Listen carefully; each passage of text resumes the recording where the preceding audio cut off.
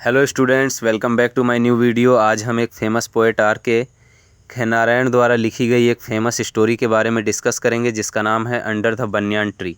सबसे पहले हम थे पोएट आर के नारायण के बारे में बात करेंगे। आर के नारायण का जन्म 10 अक्टूबर 1906 को मद्रास वर्तमान चेन्नई भारत में हुआ था। वे भारत के प्रसिद्ध अंग्रेजी उपन्यासकार, कहानीकार और साहित्यकार थे। उन्होंने भारतीय गांवों, छोटे शहरों और सामान्य लोगों के जीवन का अत्यंत सरल, रोचक और यथार्थ चित्रण किया। उनकी रचनाओं में मानवीय भावनाएं, भारतीय संस्कृति, हास्य और जीवन के गहरे सत्य दिखाई देते हैं। उनकी प्रमुख रचनाओं में Swami and friends, the guide, Malgudi days, the bachelor of arts तथा अंडर द बनियान ट्री शामिल हैं। उनके साहित्य को भारत और विदेशों में समान रूप से सराहा गया। उन्हें साहित्य अकादमी पुरस्कार, पद्म भूषण और पद्म विभूषण जैसे अनेक प्रतिष्ठित सम्मान प्राप्त हुए। आर के नारायण का निधन 13 मई 2001 को हुआ, लेकिन उनकी रचनाएं आज भी पाठकों को प्रेरित करती हैं। अंडर द बनियान ट्री प्रसिद्ध भारतीय लेखक आर के नारायण की एक अत्यंत भावनात्मक और प्रेरणादायक कहानी है। ये कहानी एक साधारण ग्रामीण कहानीकार नाम्बी के जीवन पर आधारित है।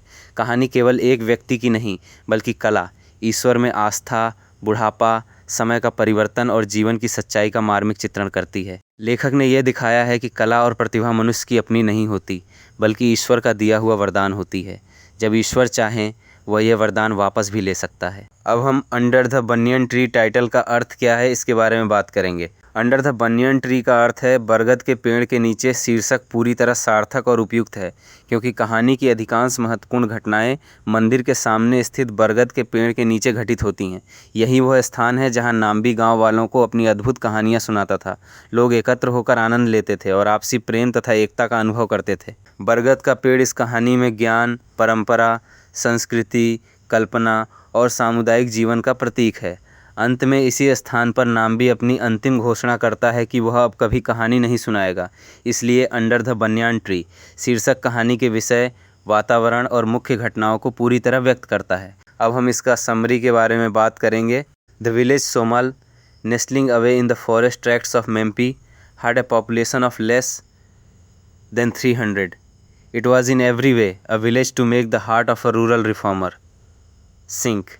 Its tank, a small expanse of water right in the middle of the village, served for drinking, bathing and washing the cattle, and it bred malaria, typhoid and heaven knew what else. The cottages sprawled anyhow, and the lanes twisted and wriggled up and down and strangled each other. The population used the highway as the refuge ground, and in the backyard of every house drain water stagnated in green puddles. Samuel नाम का एक छोटा सा गांव मेम्पी के जंगलों के बीच बसा हुआ था। इस गांव की आबादी 300 से भी कम थी। गांव की स्थिति बहुत खराब थी। यदि कोई व्यक्ति गांवों का विकास करना चाहता तो इस गांव की हालत देखकर उसे बहुत दुख होता। गांव के बीच में एक छोटा सा तालाब था। उसी तालाब का पानी पीने, नहाने और पशुओं को नहलाने के लिए इस्तेमाल किया जाता था। गंदे पानी के कारण वहाँ मलेरिया, टाइफाइड और कई दूसरी बीमारियाँ फैलती रहती थीं। गांव के घर बिना किसी योजना के इधर उधर बने हुए थे। गलियाँ बहुत टेढ़ी मेढ़ी, संकरी और उलझी हुई थीं। गांव के लोग सड़क को ही कूड़ा फेंकने की जगह बना देते थे। हर घर के पीछे नालियों का गंदा पानी जमा होकर हरे रंग के गंदे गड्ढे बना देता था, जिससे और भी बीमारियाँ फैलती थीं। Such was the village. It is likely that the people of the village were insensitive, but it is more than likely that they never noticed their surroundings because they lived in a kind of perpetual enchantment. The enchanter was Nambi the storyteller. He was a man of about 60 or 70, or was he 80 or 180? Who could say? In a place so much cut off as Somal, the nearest bus stop was 10 miles away. Reckoning could hardly be in the familiar measures of time. If anyone asked Nambi what his age was, he referred to an ancient famine or an invasion or the building of a bridge and indicated how high he had stood from the ground at the time. Samuel गांव की स्थिति ऐसी ही थी। ऐसा लगता था कि वहां रहने वाले लोगों को अपने गांव की गंदगी और बुरी हालत की कोई चिंता नहीं थी, लेकिन असली कारण ये था कि वे अपने आसपास की समस्याओं पर ध्यान ही नहीं देते थे, क्योंकि वे हमेशा नाम्बी की कहानियों के जादू में खोए रहते थे। इस जादुई दुनिया का रचयिता नाम्बी नाम का कहानी सुनाने वाला व्यक्ति था। उसकी उम्र लगभग 60 या 70 वर्ष लगती थी, लेकिन कोई ये नहीं बता सकता था कि वो 80 साल का था, 100 साल का था या उससे भी अधिक उम्र का। इसका कारण ये था कि सोमल गांव दुनिया से बहुत दूर था। वहाँ का सबसे नज़दीकी बस स्टॉप भी 10 मील दूर था, इसलिए वहाँ लोग समय या उम्र का सही हिसाब नहीं रखते थे। यदि कोई नाम्बी से उसकी उम्र पूछता तो वो वर्षों की संख्या नहीं बताता था। वह कहता कि जब भयंकर अकाल पड़ा था, या जब विदेशी आक्रमण हुआ था, या जब पुल बनाया जा रहा था, तब वह इतना सा बच्चा था। यानी वह अपनी उम्र को सालों में नहीं बल्कि पुराने ऐतिहासिक घटनाओं के आधार पर बताता था। He was illiterate in the sense that the written word was a mystery to him, but he could make up a story in his head at the rate of one a month. Each story took nearly 10 days to narrate. Nambi अनपढ़ था, वो पढ़ना लिखना नहीं जानता था, उसके लिए लिखे हुए शब्दों का कोई अर्थ नहीं था, लेकिन उसके पास एक अद्भुत प्रतिभा थी। वो हर महीने अपने मन से एक नई कहानी बना लेता था। उसकी कहानियाँ इतनी लंबी और रोचक होती थीं कि एक कहानी पूरी सुनाने में लगभग 10 दिन लग जाते थे।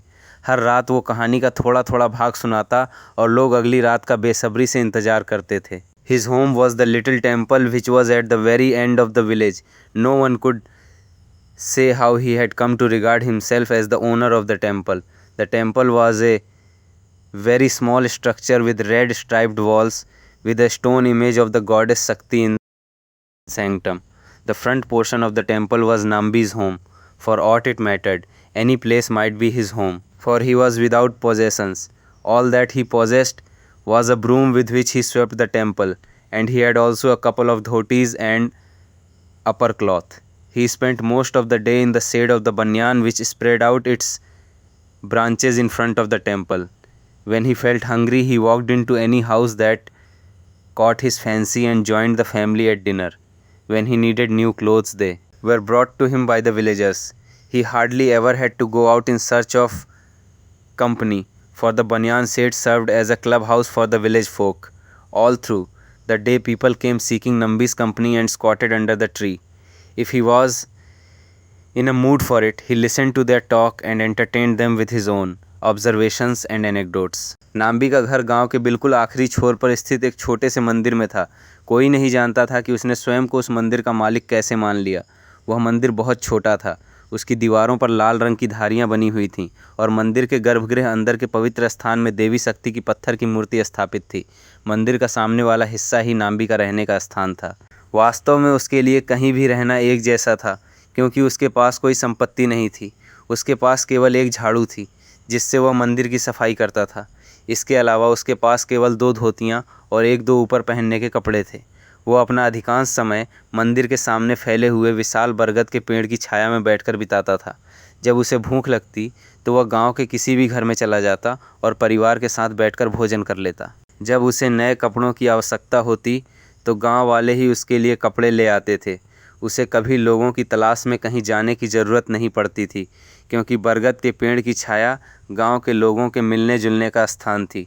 पूरे दिन गांव के लोग नाम्बी से मिलने आते, पेड़ के नीचे बैठते और उससे बातें करते थे। जब नाम्बी का मन होता तो वह उनकी बातें सुनता और अपने अनुभवों, मज़ेदार घटनाओं तथा छोटी छोटी कहानियों से उनका मनोरंजन करता था। When he was in no mood, he looked at the visitor sorely and asked, "What do you think I am? Don't blame me if you get no story at the next moon. Unless I meditate, how can the goddess give me a story? Though you think stories float in the air." And he moved out to the edge of the forest and squatted there, contemplating the trees. जब कभी नाम्बी का मन कहानी सुनाने का नहीं होता था, तब वो अपने पास आने वाले लोगों को नाराज़ होकर देखता और कहता, "तुम लोग मुझे क्या समझते हो? अगर अगली पूर्णिमा तक मैं तुम्हें कोई कहानी न सुना सकूं, तो मुझे दोष मत देना। जब तक मैं ध्यान नहीं करूंगा, तब तक देवी मुझे नई कहानी कैसे देंगी? क्या तुम्हें लगता है कि कहानियाँ हवा में उड़ती रहती हैं और मैं उन्हें आसानी से पकड़ लेता हूँ?" यह कहकर वह गांव से निकलकर जंगल के किनारे चला जाता। वहाँ वह शांत होकर बैठता और पेड़ों को देखते हुए गहरी सोच और ध्यान में डूब जाता। उसका विश्वास था कि नई कहानी उसे देवी शक्ति की कृपा से ही प्राप्त होती है। On Friday evenings the village turned up at the temple for worship when Nambi lit a score of mud lamps and arranged them around the threshold of the sanctuary. He decorated the image with flowers which grew wildly in the backyard of the temple. He acted as the priest and offered to the goddess fruits and flowers brought in by the villagers. हर शुक्रवार की शाम गांव के सभी लोग मंदिर में पूजा करने के लिए इकट्ठा होते थे। उस समय नाम्बी लगभग 20 मिट्टी के दिए जलाता था और उन्हें मंदिर के गर्भगृह के प्रवेश द्वार के चारों ओर सजा कर रखता था। इसके बाद वह मंदिर के पीछे अपने आप उगे हुए फूलों से देवी शक्ति की मूर्ति को सुंदर ढंग से सजाता था। नाम्बी स्वयं पुजारी का काम करता था। वह गांव वालों द्वारा लाए गए फल और फूल देवी को श्रद्धापूर्वक अर्पित करता था और पूरे मन से उनकी पूजा करता था। On the nights he had a story to tell, he lit a small lamp and placed it in a niche in the trunk of the banyan tree. Villagers, as they returned home in the evening, saw this, went home and said to their wives, now, hurry up with the dinner. The storyteller is calling us. As the moon crept up behind the hillock, men, women, and children gathered under the banyan tree. The storyteller would not appear yet. He would be sitting in the sanctum before the goddess, with his eyes shut in deep meditation. He sat thus as long as he liked, and when he came out, with his forehead ablaze with ash and vermilion, he took his seat on a stone platform in front of the temple. He opened the story with a question. Jerking his finger towards a vague, far-away destination, he asked, 8,000 years ago, a stone's throw in that direction. What do you think there was? It was not the weed-covered waste. It is now for donkeys to roll in. It was not the ash pit. It is now. It was the capital of the king. The king would be Dasaratha, Vikramaditya, Asoka, or anyone that came into the old man's head. The capital was called Kapila, Kridapura, or anything. Opening thus, the old man went on without a pause for 3 hours. By then, brick by brick, the palace of the king was raised. The old man described the dazzling Durbar hall where sat 100 vassal kings, ministers, and subjects. In another part of the palace, all the musicians in the world assembled and sung, and most of the songs were sung over again by Nambi to his audience, and he described in detail the pictures and trophies that hung on the walls of the palace. जिस रात नाम्बी को नई कहानी सुनानी होती थी, उस रात वह बरगद के पेड़ के तने में बने एक छोटे से स्थान में एक छोटा दीपक जलाकर रख देता था। यह दीपक गांव वालों के लिए संकेत होता था कि आज रात कहानी सुनाई जाएगी। शाम को जब गांव वाले अपने अपने घर लौटते तो दीपक देखकर अपनी पत्नियों से कहते, जल्दी खाना बना दो, कहानी सुनाने वाले बाबा हमें बुला रहे हैं। जैसे ही चांद पहाड़ी के पीछे से निकलता, गांव के पुरुष, महिलाएं और बच्चे बरगद के पेड़ के नीचे इकट्ठा हो जाते, लेकिन नाम्बी तुरंत नहीं आता था। वो पहले मंदिर के गर्भगृह में देवी शक्ति के सामने आंखें बंद करके गहरे ध्यान में बैठता था। जब उसे लगता कि अब समय हो गया है, तब वो बाहर आता। उसके माथे पर राख, भस्म और सिंदूर लगा होता था। फिर वो मंदिर के सामने बने पत्थर के चबूतरे पर बैठ जाता और कहानी शुरू करता। कहानी शुरू करने का उसका तरीका भी बहुत रोचक था। वह दूर किसी दिशा की ओर उंगली दिखाकर पूछता, आज से 1000 साल पहले उस दिशा में क्या था, जानते हो? वहाँ आज की तरह झाड़ियाँ या गंदगी नहीं थी। वहाँ एक महान राजा की राजधानी थी। इसके बाद वो किसी भी प्रसिद्ध राजा का नाम ले लेता, जैसे दशरथ, विक्रमादित्य या अशोक। राजधानी का नाम भी वो अपनी कल्पना से रख देता, जैसे कपिला, क्रीडापुर आदि। फिर वो बिना रुके लगातार लगभग 3 घंटे तक कहानी सुनाता था। अपनी कल्पना से वो श्रोताओं के सामने एक भव्य राजमहल खड़ा कर देता था। वो महल के शानदार दरबार का वर्णन करता, जहाँ अनेक छोटे छोटे राजा, मंत्री और प्रजा बैठे होते थे। फिर वो महल के दूसरे भाग का वर्णन करता, जहाँ दुनिया भर के संगीतकार संगीत गा रहे होते थे। नाम्बी स्वयं भी उन गीतों को गाकर सुनाता था। वो महल की दीवारों पर लगी सुंदर तस्वीरों, पुरस्कारों और सजावट का भी इतना जीवंत वर्णन करता था कि सुनने वालों को ऐसा लगता था मानो वे सब कुछ अपनी आंखों से देख रहे हों। It was story building on an epic scale. The first day barely conveyed the setting of the Tale, and Nambi's audience as yet had no idea who were coming into the story. As the moon slipped behind the trees of Mempi forest, Nambi said, "Now friends," mother says, "this will do for the day." He abruptly rose, went in, lay down, and fell asleep long before the babble of the crowd ceased. Nambi की कहानियाँ महाकाव्य की तरह बहुत लंबी, विस्तृत और रोमांचक होती थीं। वो कहानी को बहुत धीरे धीरे आगे बढ़ाता था। पहले दिन वो केवल कहानी की पृष्ठभूमि बताता था। उस दिन कहानी के मुख्य पात्र कौन होंगे, क्या घटनाएं होंगी और आगे क्या होने वाला है, इसका गांव वालों को कोई अंदाज़ा नहीं होता था। जब रात काफ़ी हो जाती और मेम्पी जंगल के पेड़ों के पीछे चांद छिपने लगता, तब नाम्बी कहानी रोक कर कहता, दोस्तों, आज के लिए बस इतना ही। माता कहती हैं कि आज यहीं तक कहानी सुनानी है। ये कहकर वो अचानक उठ जाता, मंदिर के अंदर चला जाता, लेट जाता और तुरंत सो जाता। उधर गांव के लोग अभी भी उसकी कहानी के बारे में बातें करते रहते थे। वे आपस में चर्चा करते थे कि आगे कहानी में क्या होगा, लेकिन नाम्बी उनके शोरगुल बंद होने से पहले ही गहरी नींद में सो जाता था। द लाइट इन द नीचे would again be seen 2 or 3 days later and again throughout the bright half of the month. Kings and heroes, villains and fairy-like, women, gods in human form, saints and assassins jostled each other in that world, which was created under the banyan tree. Nambi's voice rose and fell in an exquisite rhythm, and the moonlight and the hour completed the magic.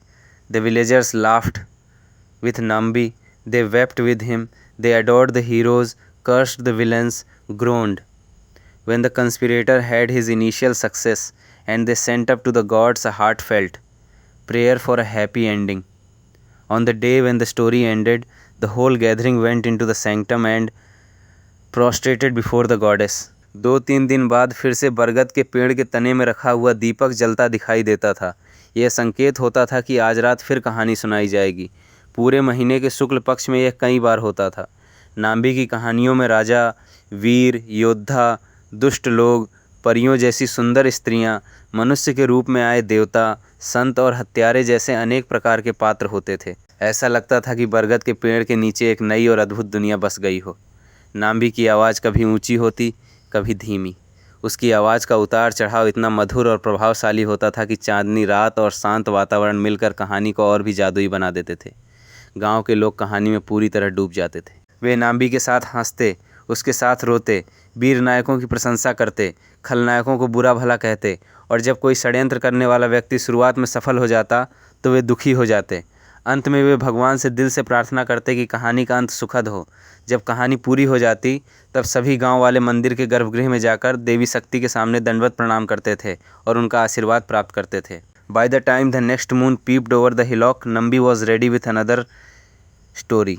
He never repeated the same kind of story or brought in the same set of persons, and the village folk considered Nambi a sort of miracle, quoted his words of wisdom, and lived on the whole in an exalted plane of their own, though their life in all other respects was hard and drab. जब अगली पूर्णिमा का चांद पहाड़ी के ऊपर दिखाई देता तब तक नाम्बी एक नई कहानी तैयार कर चुका होता था।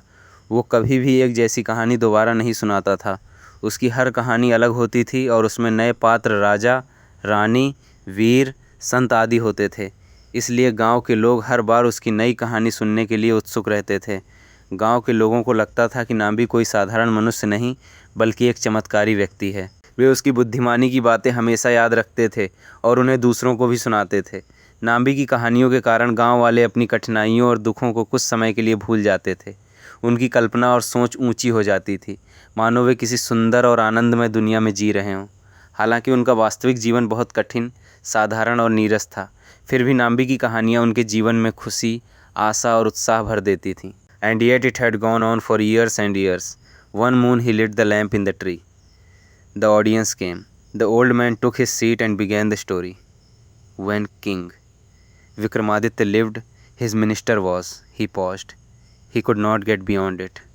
He made a fresh beginning. There was the king, he said, repeated it, and then his words trailed off into a vague mumbling. What has come over me? He asked pathetically. Oh, mother, great mother, why do I stumble and falter? I know the story. I had the whole of it a moment ago. What was it about? I can't understand what has happened. He faltered and looked so miserable that his audience said, Take your own time. You are perhaps tired. इस तरह नाम्बी कई वर्षों तक लगातार कहानियाँ सुनाता रहा। हर महीने जब कहानी सुनाने का समय आता तो वो हमेशा की तरह बरगद के पेड़ पर दीपक जलाता था। दीपक देखकर गांव के लोग कहानी सुनने के लिए इकट्ठा हो जाते थे। नाम्बी अपने स्थान पर बैठा और कहानी शुरू करते हुए बोला, जब राजा विक्रमादित्य का शासन था तब उनका एक मंत्री था, लेकिन अचानक वो रुक गया। वो आगे की कहानी याद नहीं कर पाया। उसने फिर से शुरुआत करने की कोशिश की और कहा, एक राजा था, लेकिन वह भी आगे नहीं बोल सका। उसके शब्द धीरे धीरे अस्पष्ट हो गए और वह बड़बड़ाने लगा। तब वह बहुत दुखी होकर बोला, मुझे क्या हो गया है? हे माँ, हे महान माता, मैं बार बार क्यों रुक रहा हूँ? मुझे पूरी कहानी याद थी। अभी कुछ देर पहले तक पूरी कहानी मेरे मन में थी। अब वह किस बारे में थी मुझे कुछ भी याद नहीं आ रहा। मुझे समझ नहीं आ रहा कि मेरे साथ क्या हो गया है। यह कहते हुए नाम्बी बहुत उदास और असहाय दिखाई देने लगा। उसकी ये हालत देखकर गांव के लोगों ने प्यार से कहा, कोई बात नहीं, आप आराम से याद कीजिए, शायद आप थक गए हैं। सुत up, he cried. Am I tired? Wait a moment. I will tell you the story presently. Following this, there was utter silence. Eager faces looked up at him. Don't look at me, he flared up. Somebody gave him a tumbler of milk. The audience waited patiently. This was a new experience. Some persons expressed their sympathy aloud. Some persons began to talk among themselves. Those who sat in the outer edge of the crowd silently slipped away. Gradually, as it neared midnight, others followed this example. Nambi sat staring at the ground, his head bowed in thought. For the first time, he realized that he was old. He felt he would never more be able to control his thoughts or express them cogently. He looked up. Everyone had gone except his friend Mari. Blacksmith, Mari, why aren't you also gone? Mari apologized for the rest. They didn't want to tire you, so they have gone away. जब गांव वालों ने कहा कि शायद आप थक गए हैं, तो नाम्बी को यह बात अच्छी नहीं लगी। वो गुस्से में बोला, चुप रहो, क्या मैं थक गया हूँ? बस थोड़ा इंतज़ार करो, मैं अभी कहानी सुनाता हूँ। इसके बाद वहाँ पूरी तरह सन्नाटा छा गया। सभी लोग उत्सुकता से नाम्बी की ओर देखने लगे, लेकिन नाम्बी उनसे नाराज़ होकर बोला, मेरी तरफ मत देखो। किसी व्यक्ति ने उसकी मदद करने के लिए उसे एक गिलास दूध दिया, फिर भी वो कहानी शुरू नहीं कर सका। गाँव वाले धैर्यपूर्वक उसका इंतज़ार करते रहे। ये उनके लिए बिल्कुल नई और अजीब स्थिति थी, क्योंकि नाम्बी पहले कभी कहानी सुनाने में नहीं रुका था। कुछ लोगों ने उसके प्रति सहानुभूति दिखाई, कुछ लोग आपस में धीरे धीरे बातें करने लगे। जो लोग भीड़ के किनारे बैठे थे वे चुपचाप वहाँ से चले गए। जैसे जैसे आधी रात होने लगी, वैसे वैसे बाकी लोग भी एक एक करके घर लौट गए। नाम्बी चुपचाप ज़मीन की ओर देखता हुआ बैठा रहा। उसका सिर झुका हुआ था और वह गहरी सोच में डूब गया। पहली बार उसे एहसास हुआ कि अब वह बूढ़ा हो गया है। उसे लगा कि अब वो अपने विचारों को पहले की तरह याद नहीं रख सकता और उन्हें ठीक से व्यक्त भी नहीं कर सकता। जब उसने ऊपर देखा तो वहाँ सिर्फ उसका मित्र मारी, जो गांव का लोहार था, बैठा हुआ था। नाम्बी ने उससे पूछा, मारी, तुम भी क्यों नहीं चले गए? मारी ने विनम्रता से उत्तर दिया, बाकी लोग इसलिए चले गए ताकि आपको और अधिक परेशानी या थकान न हो। Nambi got up, you are right, tomorrow I will make it up. Age, what is my age? It has come on suddenly. He pointed at his head and said, this says, old fool, don't think I shall be your servant anymore. You will be my servant hereafter. It is disobedient and treacherous. Nambi खड़ा हुआ और अपने मित्र मारी से बोला, तुम ठीक कहते हो, मैं कल इसकी भरपाई कर दूंगा और अच्छी तरह कहानी सुनाऊंगा। फिर वो अपनी बढ़ती उम्र के बारे में सोचने लगा और बोला, बुढ़ापा, आखिर मेरी उम्र कितनी हो गई है? ऐसा लगता है कि यह अचानक ही आ गया है। इसके बाद उसने अपने सिर की ओर इशारा करते हुए कहा, मेरा दिमाग मुझसे कह रहा है, अरे बूढ़े आदमी, अब ये मत सोच कि मैं पहले की तरह तुम्हारी सेवा करूँगा। अब से तुम्हें मेरी बात माननी पड़ेगी। नाम्बी का मतलब था कि अब उसका दिमाग पहले की तरह काम नहीं कर रहा था। वो पहले जैसी कहानियाँ याद नहीं रख पा रहा था। उसे लग रहा था कि उसका दिमाग उसकी बात नहीं मान रहा है और उससे धोखा कर रहा है। ही lit the lamp in the niche next day. The crowd assembled under the banyan, faithfully. Nambi had spent the whole day in meditation. He had been fervently praying to the goddess not to desert him. He began the story. He went on for an hour without a stop. He felt greatly relieved, so much so that he interrupted his narration to remark, oh, friends, the mother is always kind. I was seized with a foolish fear and continued the story. In a few minutes he felt dried up. He struggled hard, and then, what happened? He stammered. There followed a pause lasting an hour. The audience rose without a word and went home. The old man sat on the stone, brooding till the cock crew. I can't blame them for it, he muttered to himself. Can they sit down here and mope all night? 2 days later he gave another installment of the story, and that too lasted only a few minutes. The gathering dwindled. Fewer persons began to take notice of the lamp in the niche. Even these came only out of a sense of duty. Nambi realized that there was no use in prolonging the struggle. He brought the story to a speedy and premature end. अगले दिन नाम्बी ने फिर से बरगद के पेड़ के तने में बने छोटे से स्थान पर दीपक जलाया। दीपक देखकर गांव के लोग पहले की तरह बरगद के पेड़ के नीचे इकट्ठा हो गए। नाम्बी ने पूरा दिन देवी शक्ति की पूजा और ध्यान में बिताया था। वो मन ही मन प्रार्थना कर रहा था कि देवी उसकी कहानी सुनाने की शक्ति वापस लौटा दें और उसे निराश न करें।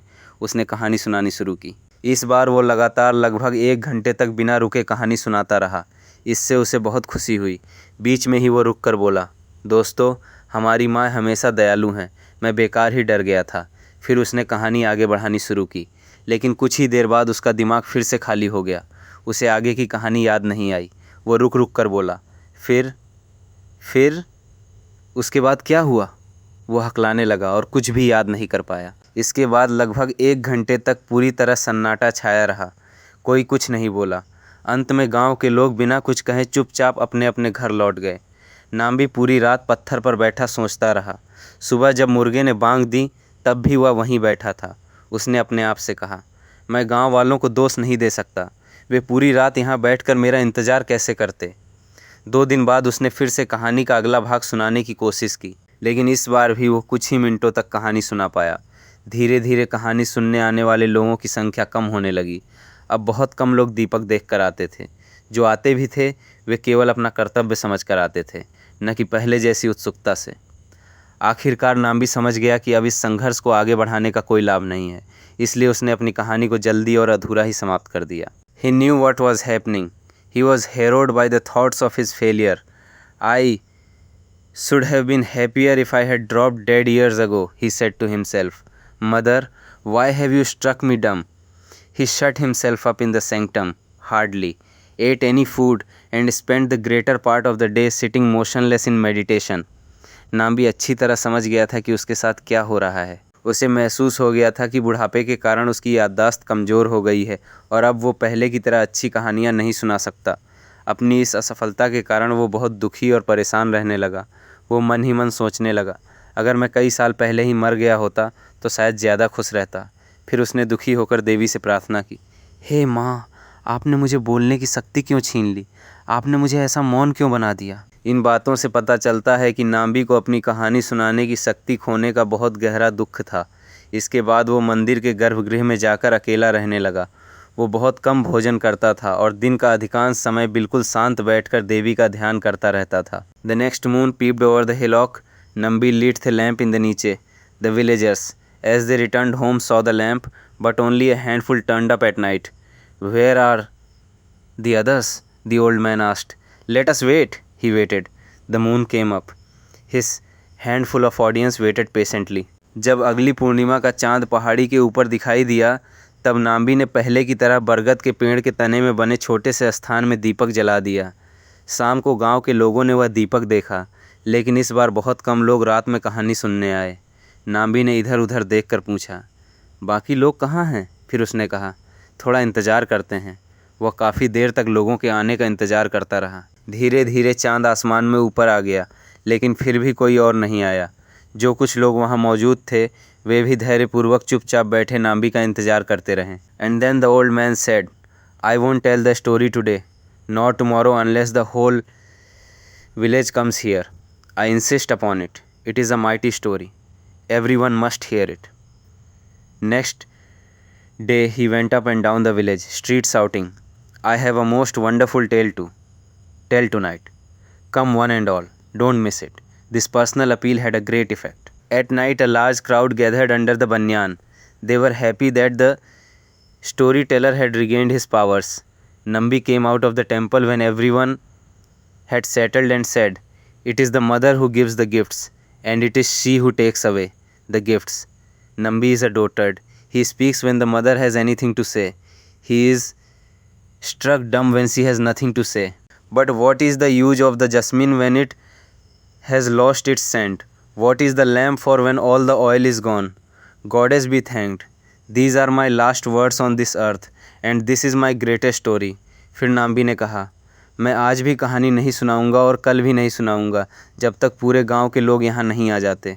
ये बहुत महान कहानी है और इसे हर व्यक्ति को सुनना चाहिए। अगले दिन वो पूरे गांव की गलियों में घूम घूम कर ज़ोर से लोगों को बुलाने लगा। आज रात मैं एक बहुत ही अद्भुत कहानी सुनाने वाला हूँ।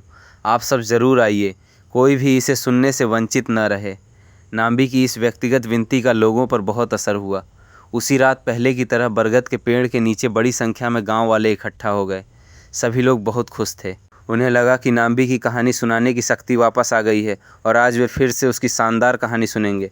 जब सब लोग अपनी अपनी जगह बैठ गए तब नाम्बी मंदिर से बाहर आया और बोला, सारी शक्तियाँ और प्रतिभाएँ माँ ही देती हैं और वही उन्हें वापस भी ले लेती हैं। नाम्बी अब बूढ़ा हो गया है।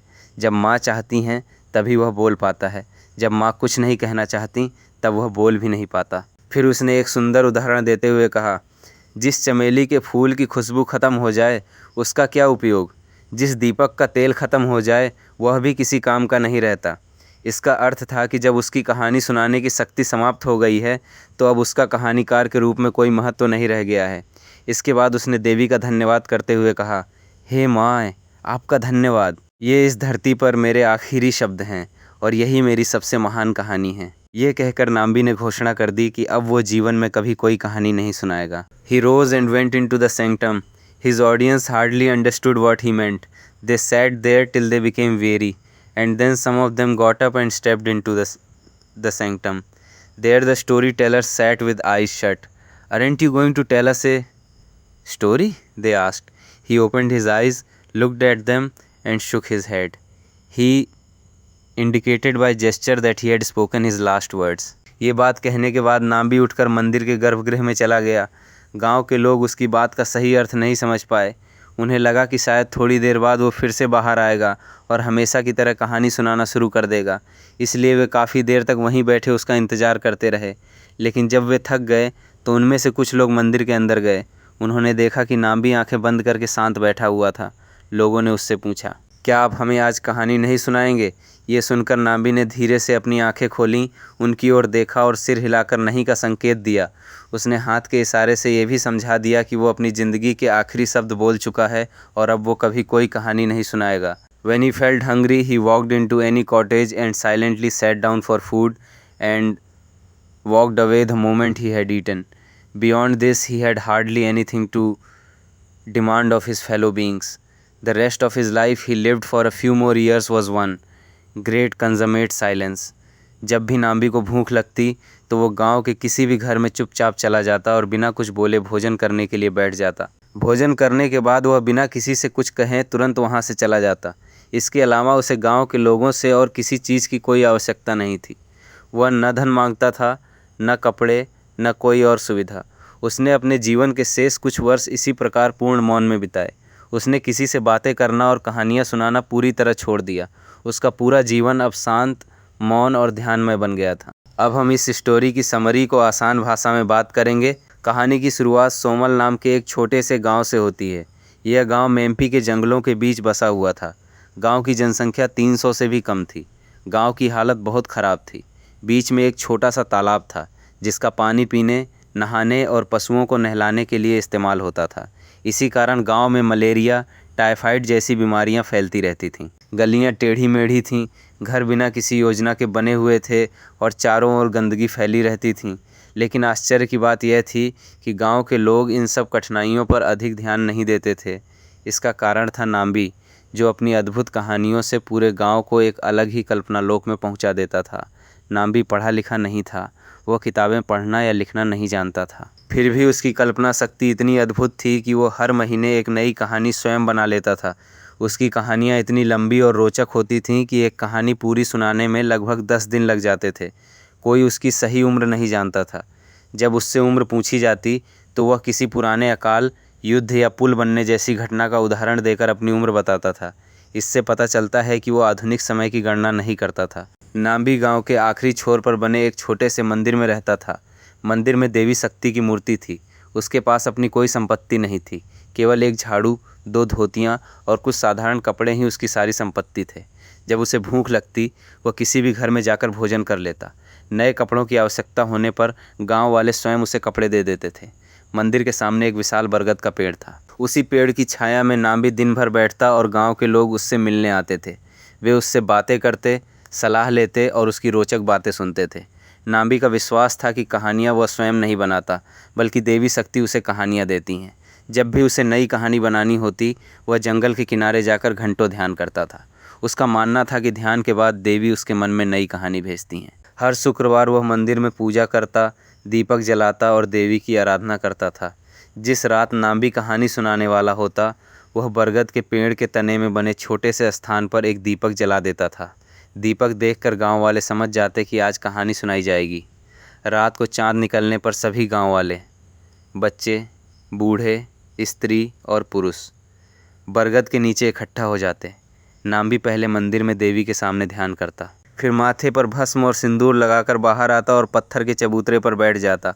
वो हमेशा कहानी की शुरुआत एक रहस्यमयी प्रश्न से करता, 1000 साल पहले उस दिशा में क्या था।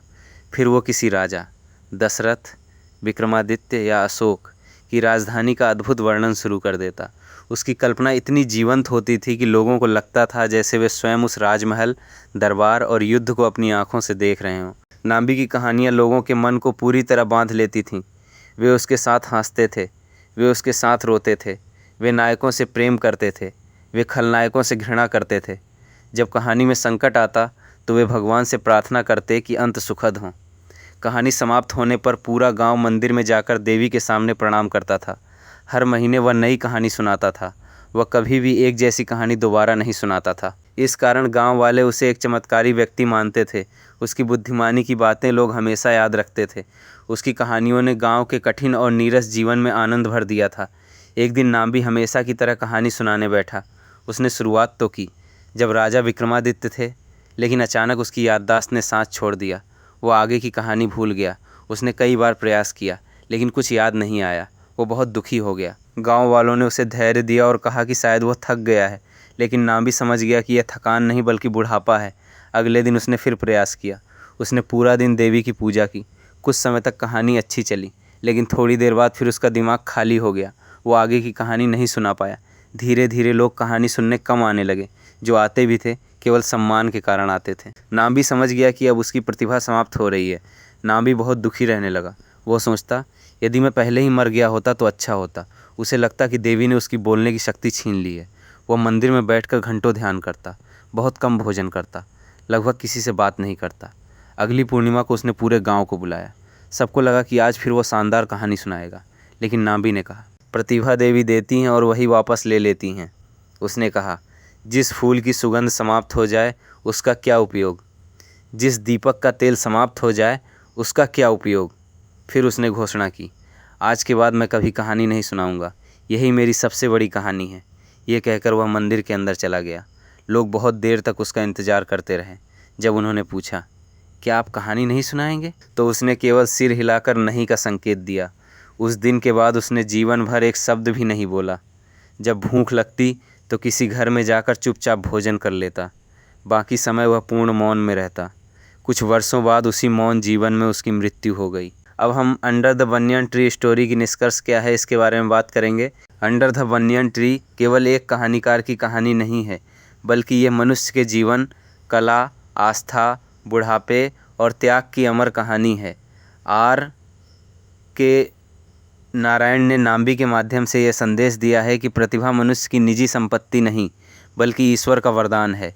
जब वो वरदान समाप्त हो जाए तो उसे विनम्रता और शांति के साथ स्वीकार करना चाहिए। इसलिए यह कहानी पाठकों के मन में गहरी संवेदना, प्रेरणा और जीवन की सच्चाइयों का बोध कराती है। ये था under the banyan tree story की एक्सप्लेनेशन।